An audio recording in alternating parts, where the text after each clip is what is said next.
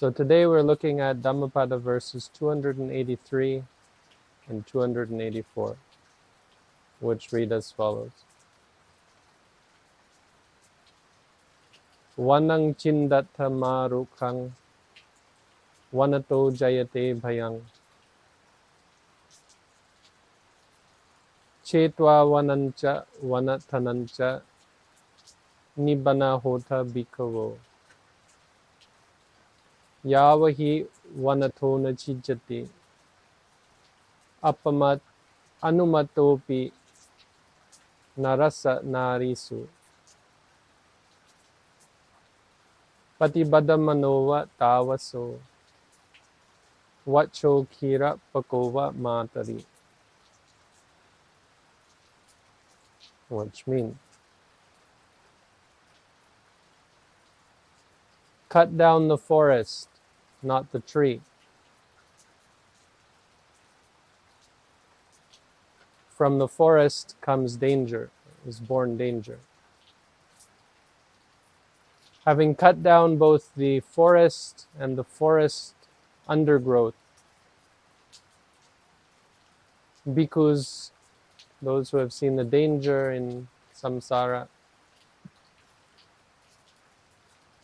will become free from bondage. For however long the forest and its undergrowth are not cut down, even the smallest bit, for a man in regards to a woman, there is still bondage. Just like a calf seeking out milk towards its mother, is bound towards its mother.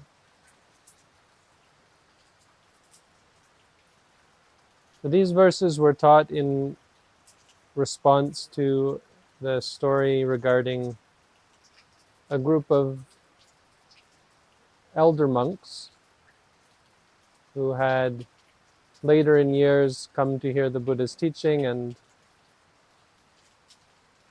based on the presentation of the Buddha, asked of themselves, why should we remain as lay people? What is the point if what the Buddha says is true?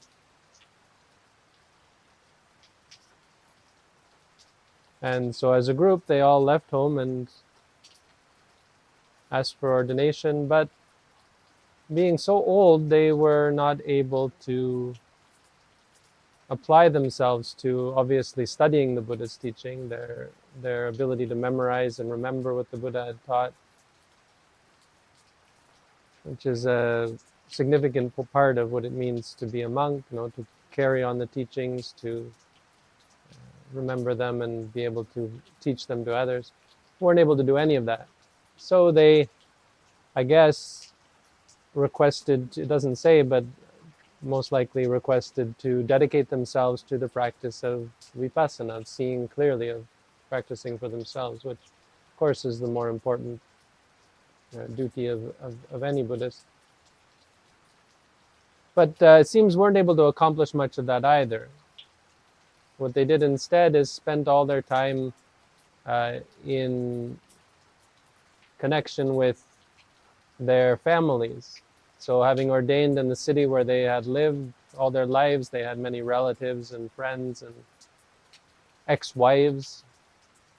And so when they went on alms round, they would go always to the houses of their relatives. It doesn't say that they were improperly associating with these people, but certainly a little bit stuck or caught up in the connection there, having not severed their connection with their old lives. And there was particularly one ex-wife of one of the monks. And every day, having received alms from the city, they would all gather together at this woman's house.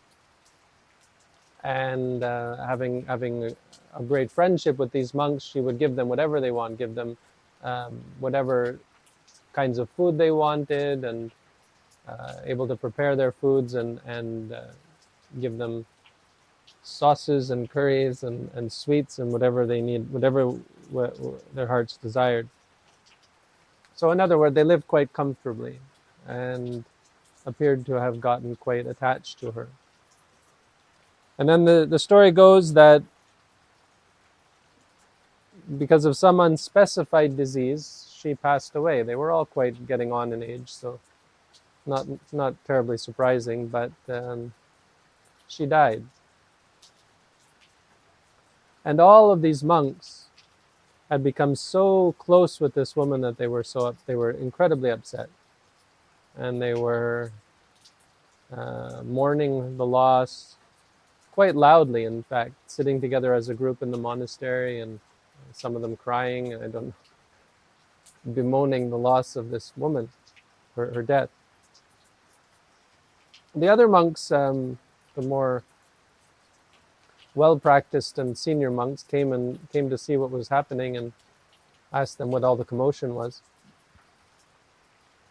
And they told these monks, they said, "Oh, this woman who was such a great supporter has now passed away." And the monks, "Oh, that must be quite sad for you." And they said, "Yeah, she gave us all this great food. How are we ever going to find someone to give us such great support?" This was where their minds were at. So their sadness and their sorrow and their suffering wasn't for the woman's tragic demise, but rather for their own tragic loss of the requisites of food, of good food to eat. And the monks, quite, I guess, impressed by this conversation, disgusted perhaps, went to tell the Buddha. And the Buddha nodded and said, "Oh, this isn't the first time that these monks have gotten incredibly foolish in regards to their attachment to worldly life." And he told a story that shows up in the Jataka 146, I think. Kaka Jataka. A past life story about crows. So the story of the Kaka Jataka is there was once, the Bodhisattva was once a spirit living in the sea. So I guess there are spirits in trees, devas living in trees, and some living in the ocean. This was a spirit, an angel, or a ethereal being living in the ocean. And he witnessed this story, this group of crows who lived by the sea. And at the time there was this shrine set up for the dragon naga beings. People worshipped or gave offerings in order to propitiate the serpents, the nagas. And so there was all this food that was just thrown away. It was given to the shrine, left there by the village people, the superstitious people who worshipped the nagas. And it ended up going to the crows. So the crows would come along, and after the people had done their worship or whatever and left the food, these crows would come in and eat all this food. And they were loud, and they were obnoxious, and they were quite well fed by this great offering. And they would take the food in their beaks and sit by the ocean and eat the food. And one day, while they were sitting by the ocean, a large wave came out of nowhere and swept one of the crow's mates, one of the female crows, out to the ocean. And as it was struggling in the water, a big fish came up and ate the crow. And all of the crows were shocked, and the crow whose mate it was sad and upset, and he told all the other crows, "We got to get her back. We've got to find we've got to find a way to get her back." And so they all thought, well, there are many of us, and this ocean, we can we can get her back by draining the ocean. And so they all gathered together and decided that the wisest course of action would be to drink up the whole ocean. And once the ocean was gone, she would have to be somewhere in there that they could find her. And so they started drinking the water and, I don't know, spitting it out on the land or whatever.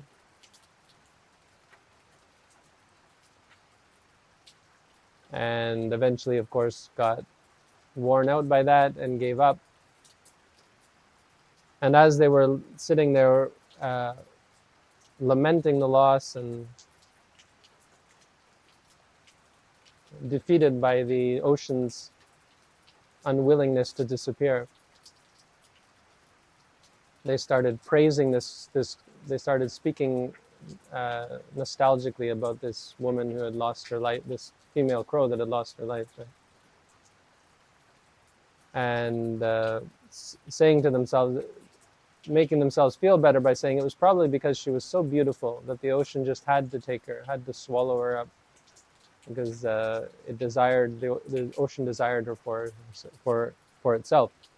The Bodhisattva watched this whole story go on and made some loud noise and scared all the crows away. So actually a silly little story, but the Buddha said these men are fools. These monks are in no position to understand the truth of the teaching of the Buddha, and they've always been this way. They're just like these crows that have no capacity to understand their situation. And then he taught the verse, Dhammapada, the two verses, Dhammapada verses 283 and 284.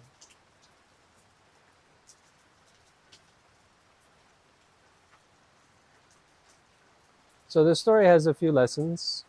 The first lesson that we can take from this is in regards to old age and being stubborn and set in our ways.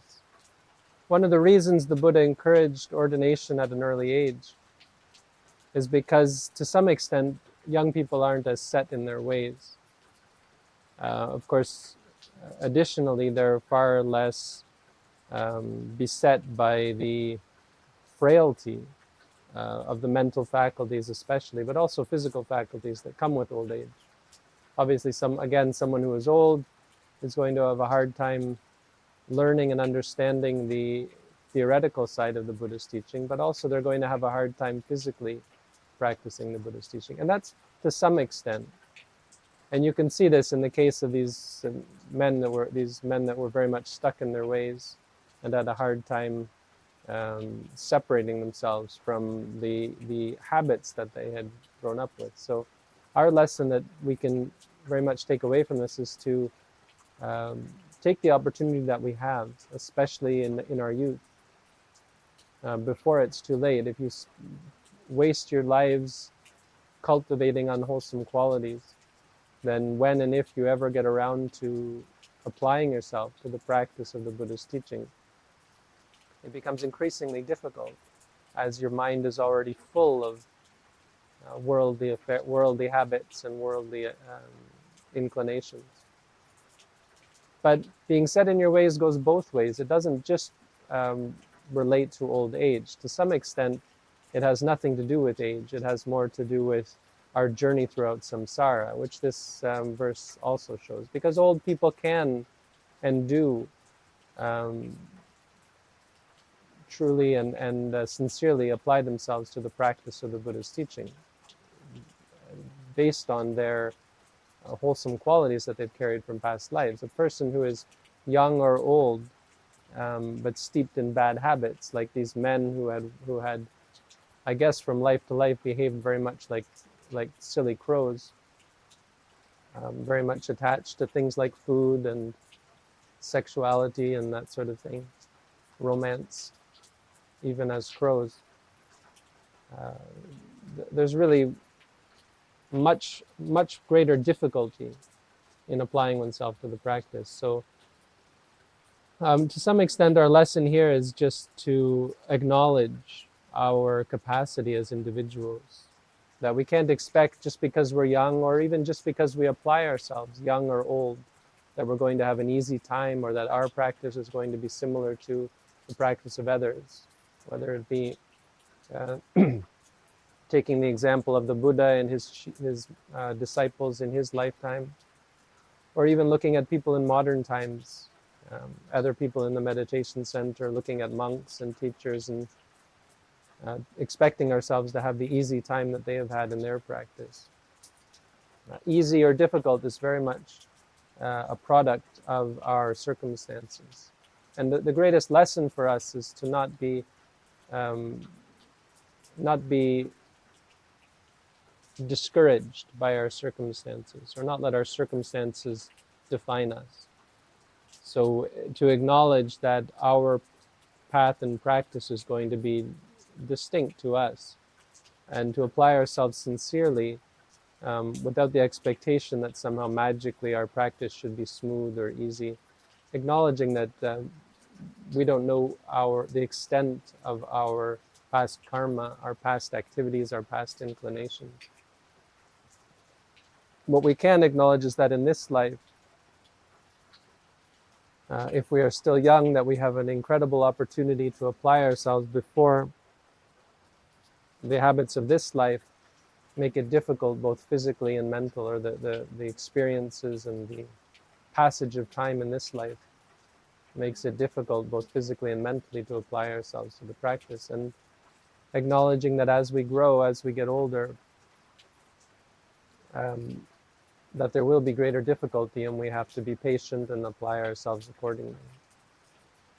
The second lesson we can give is in regards to how to live our lives as Buddhists in general, but more specifically as Buddhist meditators.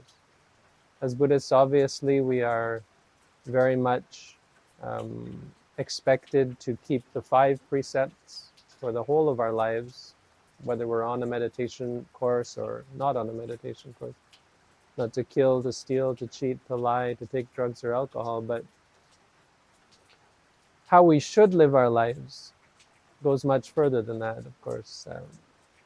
What these monks did was probably how monks most certainly should not apply themselves and should not conduct themselves. But in general, the lesson is to acknowledge the drag and the obstacle that we put in our place by getting caught up in worldly affairs, by allowing the world to come along with us on our path. So when a person leaves the home life, whether it is to become a monk or to come to a meditation center and practice meditation, a big part of the initial benefit of doing so is leaving the world behind. Now, but there are many ways in which you can bring the world with you. Of course, connection, contact with the world outside, but also contact with the habits and the activities that go along with the world. So habits like getting obsessed with food, eating too much, or obsessed with specific types of food, like these monks. Obsessed with other people, obsessed with, even in a meditation center, socializing with other meditators, or paying over much attention to others, getting caught up in external activities, getting caught up in the world around you. And behaving in ways that are unbecoming for Buddhist meditators. So obviously things like singing and dancing, these are not appropriate. Engaging in activities like reading, writing, even over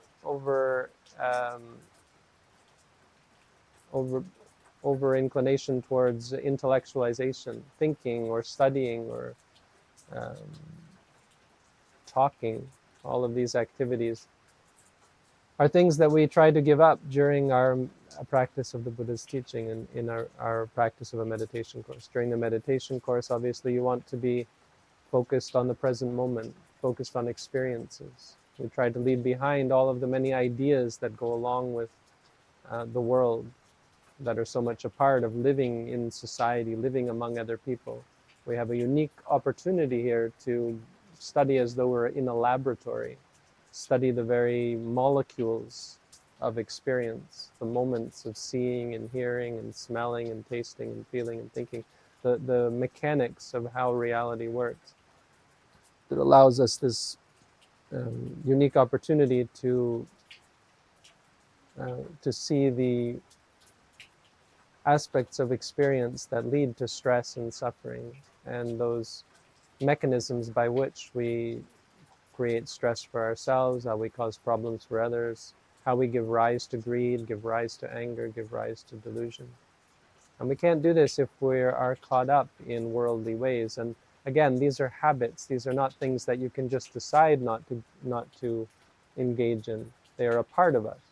Now, for some, they are more a part and more difficult and more pernicious, more of a challenge to separate ourselves from. But this is one of the challenges that we have, and an important aspect of how we approach the practice. We have to try to see the habits of the world that we have carried here with us for what they are, and to be able to cut them off and do away with them. We can take the examples of these monks. It's a great example that, well, they are like a meditator who comes to a meditation course and then spends all their time socializing and engaging in the same practices as they did outside. You should consider yourselves in a different state here. You're in the way of the meditator during your time here, and should engage with reality on a moment-by-moment level, staying in the present moment, focusing on experiences as they arise and cease, trying to see them clearly and trying to purify your relationship with experiences, because all of these habits involve triggers, getting triggered by greed, triggered by anger, triggered by delusion. Every moment that we're not mindful, there are these triggers of liking something, disliking something, worrying or doubting or being conceited or egotistical, creating identification and attachment with everything, with every little experience that we see or hear or smell or taste or feel or think. And so it's a very core part of our practice to change this inclination towards the worldly practices of greed and anger and delusion. The third lesson that we can get is in regards to our attachments. So not speaking of attachments in particular, but when disappointment arises based on our attachments, so loss. In our lives, our attachments from time to time will lead us to great states of sorrow and despair when we lose the things that we hold dearest, whether they be people, possessions, our own health and physical or mental well-being. Anything that endangers the things that we hold dear causes us great stress and suffering. So we have the example of these monks, the example of the crows, as sort of extreme examples of what happens when you experience loss and are unable to cope with it. You know, it's a common experience in the world to lament and despair when someone dies, through the loss of a loved one. For these monks, even for just the loss of good food, it seems, which was more important to them than the friendship with this woman.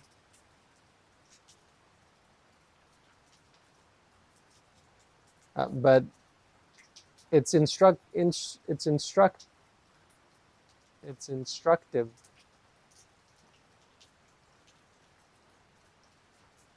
the way in which one deals with loss and deals with stress and suffering. an important lesson. The important lesson for us here is to acknowledge the potential in us to react to unpleasant, undesired circumstances. When we don't get what we want, when we get what we don't want, we will suffer. And most likely we will be faced with the test of keeping our wits about us, of being able to deal and bear with great stress and suffering. Even if you don't have strong romantic or bonds of friendship, there's still the inevitability of your own physical stress and suffering, of sickness. There can be great pain and discomfort through sickness, through old age, through physical calamity, accidents, broken bones, through external sources like food poisoning, snake poisoning, from slipping and falling. There are so many ways in which we can potentially meet with such despair. Mindfulness is such a great tool to deal with this. And the lesson here is how beneficial it is and how important it is for us to not try and pretend that we're not triggered or disturbed by unpleasant situations, but to be prepared to apply mindfulness and apply the Buddha's teaching in general as appropriate to our experiences. So you can see this in your practice moment by moment as you experience the small sufferings of life. And these are the training ground for you. When sitting still and you experience a small pain, this is an example of a test for how you can deal with stress and suffering.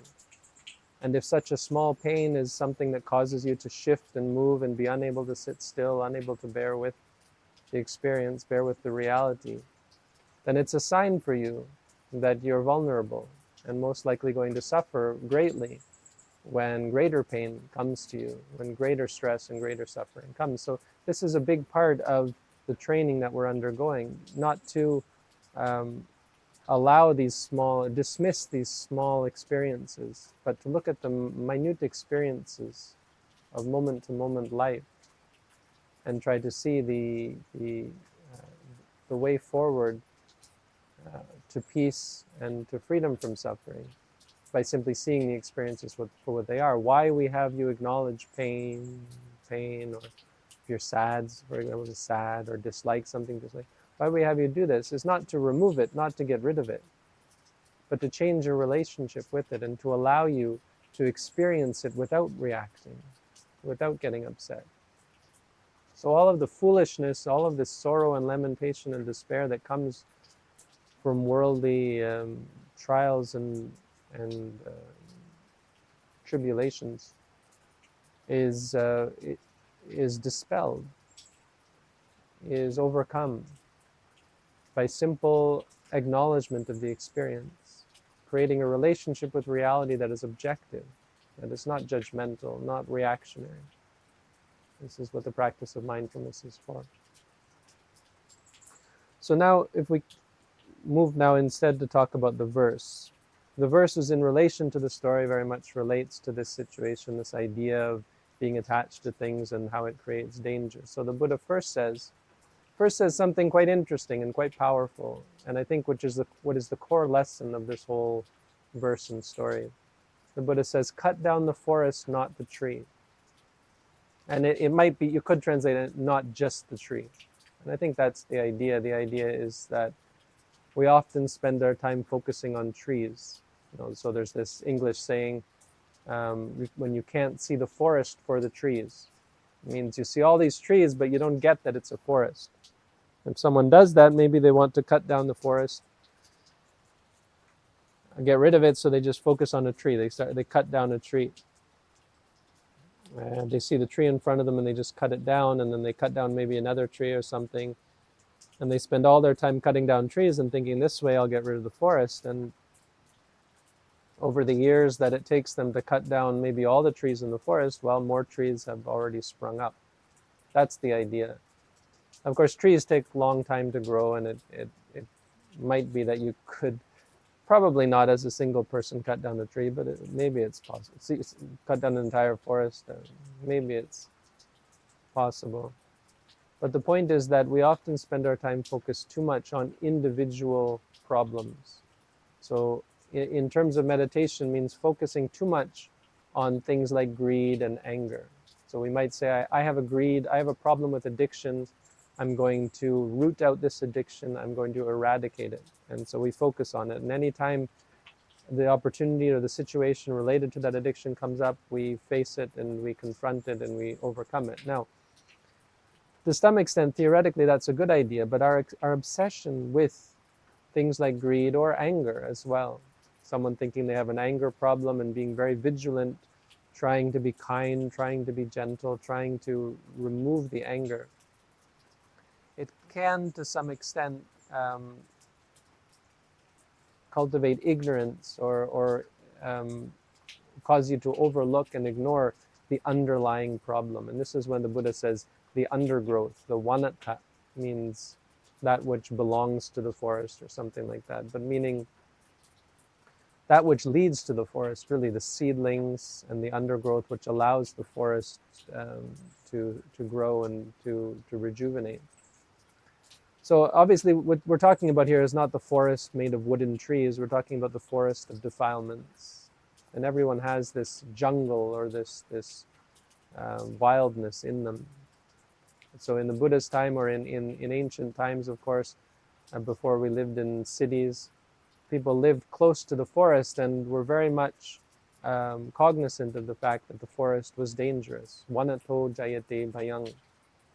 This is the idea that the forest, from the forest is born danger, was a easy to understand reality for people. Here, if you go off in the jungle, off in the forest, there's many dangers. There's elephants and there's wild boars, but there's also snakes and, of course, leeches and thorns and diseases and lots of dangers in the physical forest. So this idea of the forest being something dangerous is easy to relate to if you've been in much contact with it.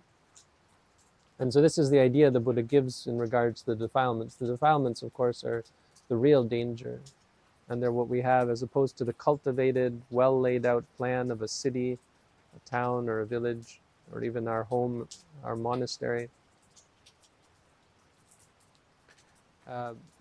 This well laid out plan is peaceful and comfortable to live in. And likewise, our mind that is well ordered and well trained in mindfulness and clarity and in wisdom is comfortable, is peaceful. But in our minds, there's also the wilderness. And so the Buddha said, cut down this wilderness. And the point about not focusing on the trees means we focus on these individual experiences, but the underlying cause of them is not the greed or the anger. The underlying cause of the problem is the delusion. And so, to some extent, our practice of freeing ourselves from things like greed and anger is not to directly try to remove the greed or remove the anger. And this is why in the Satipatthana Sutta, the Buddha taught us, when there's greed in the mind, acknowledge that there is greed in the mind. Because the idea is that you want to be able to see it clearly. You want to be able to gain the wisdom that will change your attitude towards greed, towards anger, and towards the things that you are greedy about or angry about. If you pay attention, if you face the experiences without flinching, without judging, without reacting, you'll gain the clarity that will change your mind from thinking that something is worth clinging to, worth craving, to seeing that it's not, that there is nothing worth clinging, worth craving, worth fussing, worth obsessing over. So when the Buddha says, cut down the forest, I think to some extent he's talking about giving up delusion. I mean, this is the essence of the Buddha's teaching. This is the difference between practices like loving kindness, where we spend our time expressing kindness and friendliness towards all beings, wishing for all beings to be well. It's a great practice, but ultimately short-sighted. If someone focuses all their attention on that, they're going to miss the point of trying to cut down the whole forest, that they're just going to be cutting down one tree and allowing more trees to grow up in the future. It's like a suppression of the defilements. It's valuable, and it can, over time, change the superficial nature of how you approach reality, which can be valuable. It can be very helpful for the cultivation of clarity of mind, but it is not in and of itself the practice of freeing yourself from greed, anger, and delusion, and stress and suffering. So ultimately, cutting down the forest is a different activity from cutting down a tree. The forest, you have to have a plan, and you have to look at the bigger picture, and you have to get to the very core of it, the very root of the trees, right? You have to uproot them, meaning you have to free yourself from delusion. So your focus should not be on trying to not be angry or be greedy. It should be on seeing and paying attention to these experiences until you learn and understand them and see through them. The second line, vanato jāyate bhayaṃ, that this greed and anger and delusion, the forest of defilements, leads to danger. So we've already talked about the danger. Obviously, we all know the danger that comes when you don't get what you want, when you get what you don't want, how we can be triggered by loss and death and so on and so on. So this is a very real danger, but it's not really the reality of the danger that we're in. By danger here, in a deeper sense, the Buddha means that we are constantly in a state of fear, that we're constantly accosted by danger, that we are never safe, and we don't feel safe. So we worry about the things that we wouldn't like to lose. We worry about our health. We worry about our mental faculties. We worry about our possessions. We worry about people. We worry about bad things that might occur, about insects even. People will live here in the jungle and worry about a spider falling from the roof. Worry about mosquitoes, worry about mosquito-borne illnesses. We worry about leeches. There are so many things that are triggering for us and that we're in danger from. This is the jungle of defilements, and this is the real danger. Not that something might happen in the future. That's really not a great way to impress upon ourselves the importance of mindfulness, because it's not imminent. It's not here. It's not now. If you think, oh, someday something terrible might happen to me, yes, that can be helpful to make you realize that you're not ready to deal with that, but much more valuable to pay attention to the present moment and see that you don't have to meet with great calamity to experience suffering, that in fact we're constantly experiencing the suffering that comes from the threat that the defilements pose to us, the threat of getting something that we don't want, or not getting something that we do want, not getting things the way we want them.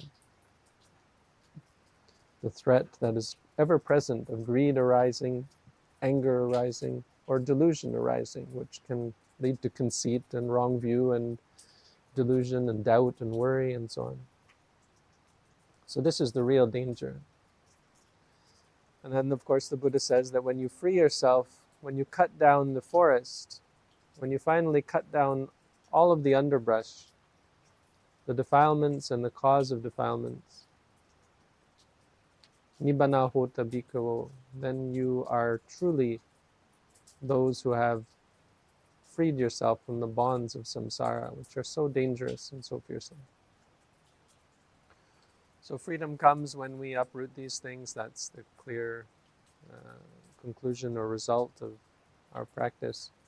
As you apply yourself to mindfulness, your attitude changes.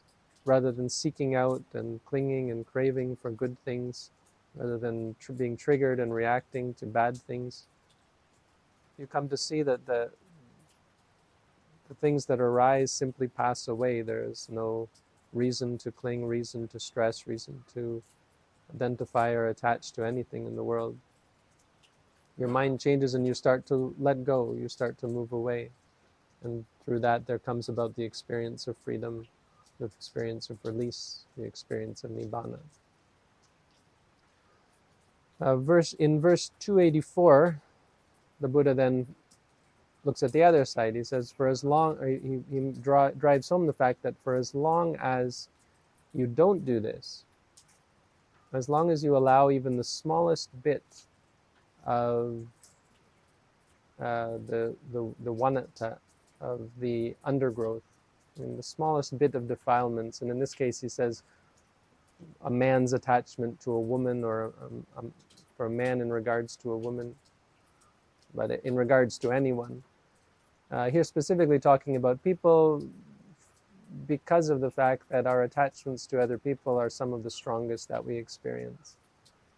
Now for these old monks, it seems to have been much more about food. I don't know how true that is, but the way it's presented, it seems that way. But for the most part, people are the hardest things for us to let go of. Our parents, our loved ones, our friends, these are the kinds of things that really deeply drive home a sense of loss. So the Buddha says that as long as we have even the smallest bit of attachment, and it doesn't have to be in relation to people, any kind of attachment whatsoever, then we'll always be bound, just like a young calf is bound to its mother as it seeks out her milk. So he gives this vivid analogy, and this is what it's like to be attached, to have craving and desire and the need for things to be a certain way. It drives you mad, just like a baby calf will be overwhelmed by sorrow and despair and stress and longing, unable to think or unable to think rationally or think about anything at all for as long as it doesn't get the milk of its mother. The defilements make us irrational. This is, I think, the important lesson, the important thing to remember here as relates to the nature of attachment. And the Buddha makes clear with the simile relating to the metaphor relating to the cow and the baby calf. Because we're just like a baby calf, unable to think clearly, unable to let go, unable to be rational. Our greed and our anger, our delusion takes this away from us, prevents us from seeing clearly, prevents us from being free, prevents us from being at peace, prevents us from being happy, keeps us bound and keeps us in stress and suffering. So it's not about being pessimistic or seeing that there is no happiness, or there is nothing that can make us happy and therefore we can never be happy. It's about understanding that happiness has nothing to do with craving and clinging. That happiness doesn't come from the forest of defilements. Getting angry about things doesn't fix them. Craving for things doesn't keep them. Happiness can't be found in external experiences. You can't expect for something to stay with you and satisfy you and keep you from longing and needing. You can't expect the things that you don't like to stay away. You can't expect to be able to protect yourself from loss, from stress, and from pain and sorrow and lamentation and despair. All of these things are a part and parcel of the nature of reality, that everything is subject to impermanence, subject to change, subject to dissolution. So happiness is absolutely attainable. Peace is absolutely something we can achieve, but it requires great work. It's something that requires us to change our behavior, change our attitudes, to acknowledge and take the example of these silly old monks to heart, and to see in ourselves the habits that we have that keep us tied to samsara, tied to longing and seeking out that which can't ever hope to satisfy us, and about changing our behavior, changing our attitudes by facing them, by looking at the bigger picture, the whole of the forest, which is grown up from this undergrowth of delusion. Rather than trying to fight against the defilements, we practice mindfulness to try to see the defilements, to understand them, and to understand the causes and reasons why we crave and cling and stress and suffer and remain unsatisfied and unable to find peace of mind, unable to be truly happy. And as a result, find peace and find happiness, which come from independence, not being dependent, not being under the control or sway of the defilements or of the things that trigger the defilements, good things, bad things, anything at all. To find happiness irrespective of our situation, irrespective of our conditions, to not be tied down or attached to any situation or condition whatsoever. Then we will be a bhikkhavo that can do whatever we wish to do without having to depend upon anything at all in the world. So that's the Dhammapada for today. Thank you for listening.